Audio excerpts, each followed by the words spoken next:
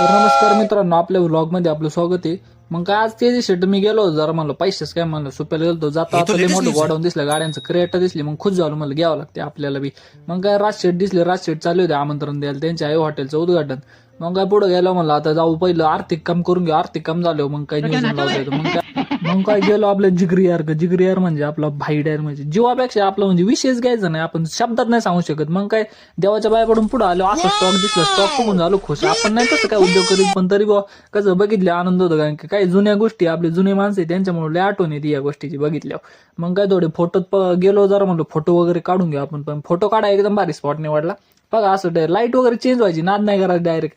भावाच इथं आलो काही पण एकदम मॅजिकल गोष्टी असतात, विषय नाही घ्यायचा. मग त्याच्यात खुश झालो, थोडे गप्पा वगैरे आणले. आता गप्पाला वेगळे असतात आमच्या, ते तुम्हाला सांगितलं, तुम्ही म्हणता ना लय खतरनाक माणसं तुमच्या डोक्याला मुंग्या येतील सगळ्यांच्या.